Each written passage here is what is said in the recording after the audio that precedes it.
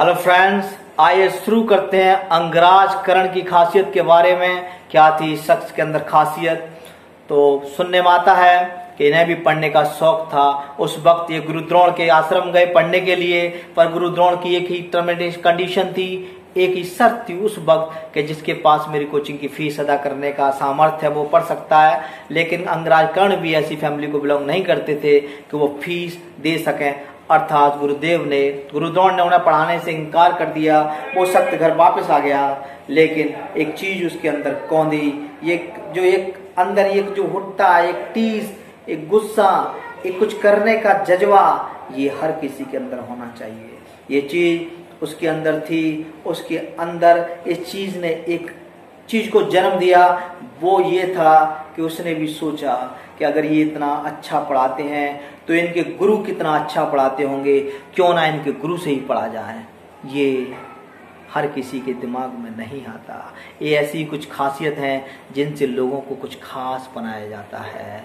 ये हर किसी में होती हैं, उन्हें पहचाने। तो चलिए शुरू कर रहा हूँ इसको आगे। और जब उन्होंने जानने का प्रयास किया कि कौन है इसका गुरु जिसने गुरु द्रोण को पढ़ाया, पता चला वो है गुरुदेव परशुराम। लेकिन अब उन्होंने अपनी कोचिंग बंद कर दिया, अर्थात अब वो नहीं पढ़ाते। लेकिन इसने खोजना शुरू किया, पता चला वो एक पर्वत पर रहते हैं। वहां पहुंचा, वहां ने गुरुदेव को प्रणाम किया, पूछा कि गुरुदेव मैं आपसे पढ़ना चाहता हूं, क्या आप मुझे पढ़ाओगे? गुरुदेव ने मना कर दिया कि नहीं, मैंने अब पढ़ाना बंद कर दिया। कुछ ऐसी घटनाएं घटी हैं जिस कारण मैं नहीं पढ़ाता। इस वीडियो में मैं डिस्कस नहीं करूंगा। तब उन्होंने कहा, गुरुदेव ने, गुरु परशुराम ने, कि आप मेरे शिष्य के पास चले जाइए गुरु द्रोण। उनकी कोचिंग अच्छी चली, वो बहुत अच्छी धनुर्विद्या सिखाते हैं, आप उनसे ही सीख लें। अंगराज कर्ण ने कहा कि उनमें थोड़ा सा एक एटीट्यूड है, वो बिना पैसे के पढ़ाते नहीं हैं, जबकि उनकी कोचिंग बहुत अच्छी चल रही है। अगर 4-6 बच्चे फ्री में पढ़ लें तो उन्हें कोई असर नहीं पड़ेगा। लेकिन उनका कुछ अपना कुछ ख्याल, कुछ ख्यालात ऐसे रहे होंगे कि उन्होंने एक बच्चे को पढ़ाने से इनकार कर दिया। गुरु परशुराम को बड़ा दुख हुआ कि मेरा पढ़ाया हुआ शिष्य कुछ इस तरह से व्यवहार कर रहा है। तब गुरु परशुराम ने कहा कि मैं तुझे पढ़ा सकता हूँ, लेकिन मेरी भी एक शर्त है। ना मुझसे तुझे धन चाहिए, ना तू किस समाज का है, मुझे कुछ नहीं चाहिए। ऐसा कुछ कहते हैं लोग, पर उसको मैं डिटेल में नहीं बताऊंगा। अपन तो सिर्फ इस खासियत को जान लेते हैं जिसके लिए मैं इस वीडियो को बना रहा हूँ। तब उन्होंने कहा, मुझे सिर्फ एक ही शर्त है कि मुझसे कभी क्रॉस क्वेश्चन नहीं करेगा, अर्थात मैं जो कह दूंगा उसे तू मानेगा। वो उसको ना कर सकेगा तो उसी दिन मैं तेरी कोचिंग बंद कर दूंगा, और मैं कोई बहाना भी नहीं सुनूंगा कि मैं ये चैप्टर याद करने के लिए दिया, याद कर ना सका, क्यों घर में लोग आ गए, मैं बीमार हो गया, लाइट नहीं थी। ये कोई भी मुझे कॉज नहीं चाहिए। जिस दिन आपने कोई कॉज दे दिया उसी दिन मैं आपको पढ़ाना बंद कर दूंगा।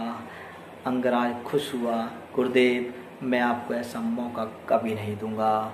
ये खासियत आपके अंदर है क्या? अगर गुरु आपको एक चैप्टर याद करने के लिए देता है तो आप याद करके उसे रोज जब वो देते हैं गुरुदेव उन्हें सुना देते हो, तो आप अंगराज कर्ण हो। अगर कोई बहाना बना रहे हो कि तुम्हें याद नहीं हो पाया, 4 क्वेश्चन दिए थे सिर्फ 2 हुए, 25 नंबर का टेस्ट था, 5 क्वेश्चन दिए सिर्फ 4 कर पाए, 5 नहीं कर पाए, ये खासियत अंगराज कर्ण की नहीं थी। 5 में से सिर्फ 5 ही क्वेश्चन अटेंड करता था। वो जो करा दिए हैं उन्हें एक भी नहीं छोड़ता था। वो मैं मानता हूं कि वो अर्जुन की तरह नहीं था कि एक चैप्टर पढ़ाने के बाद दूसरा पढ़ ले, ना ही वो एकलव्य की तरह था। कोई चीज उसके गॉड गिफ्टेड नहीं थी कि बिना गुरु के वो पढ़ जाए, खुद मेहनत से वो बन जाए। इसमें दिमाग इतना नहीं था, लेकिन इसके पास एक चीज थी, वो थी इसकी खुद की मेहनत, जो मैं आपके अंदर देखना चाहता हूँ। क्योंकि जिसके अंदर मेहनत है वो लिखे हुए को बदलने का सामर्थ्य रखता है। इसलिए नहीं है मेहनत करने का जज्बा तो पैदा करो, क्योंकि मेहनत से, इस परिश्रम से तुम अपने आप को बदल सकते हो, फिर इस संसार को भी बदल सकते हो। अर्थात ऐसा बताते हैं, गुरुदेव ने इसे सिखाना शुरू किया और इसने कभी एक्सक्यूज नहीं दिया, और वो पढ़ाते गए, वो उनको याद करता गया। अर्थात इतना रट गया, इतना घोंट के इसने पी लिए जितने गुरु कराते गए।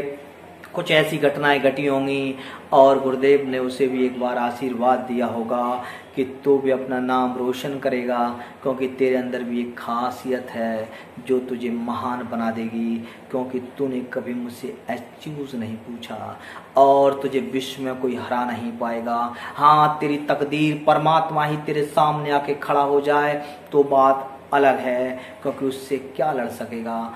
फिर भी तू सामर्थ्य से एक वक्त के लिए उन्हें भी रोक देगा, ये मुझे विश्वास है तुझ पर। और आपने देखा होगा कि उसने युद्ध के आखिरी क्षणों में कैसे उस गॉड गिफ्टेड चीज को स्वयं परमात्मा साथ था जिसके उसे किस तरह से नष्ट नाबूद कर दिया। उसने कैसे ये बता दिया कि कुछ चीजें मेहनत से पाई जाती हैं, उनका मुकाबला स्वयं परमात्मा भी नहीं कर सकता। आखिर मेहनत से न मार सका उसे, अर्जुन छल करना पड़ा। स्वयं परमात्मा ने अपने रूल को बदला, उस न्याय को बदल दिया कि अगर कोई सामर्थ्यवान है और तुम्हें जिंदा रहना है, उसे मारना है तो छल कर दो, जो कि उस वक्त जायज नहीं था। लेकिन परमात्मा ने उसको छल से मरवाया। तो ये उसके सामर्थ्य में क्या कमी रह गई कि परमात्मा को भी उसने छल करने पे मजबूर कर दिया। उसके सामने जो अर्जुन था उसकी तो कोई औकात ही नहीं रही, लेकिन स्वयं परमात्मा था, उसके सामने वो बेबस हो गया। और आपने सुनाई होगा उसे किस तरह से मारा गया। तो अर्थात तुम मेहनती हो तो एक वक्त के लिए तो तुम परमात्मा को भी झुकाने का सामर्थ्य रखते हो। अगर नहीं हो मेहनती, निकम्मे और नालायक और आलसी हो तो छोड़ दो उसको। अगर जीवन में कुछ करना चाहते हो, बनना चाहते हो, यंगराज की खासियत है, इस खासियत को आप भी अपना लो। इतने मेहनती हो जाओ कि जो आपकी किस्मत में ना हो उसे भी अपनी मेहनत से हासिल कर लो। तो इस वीडियो में इतना ही। अंत तक इस वीडियो को देखने के लिए धन्यवाद। Thank you for watching this video.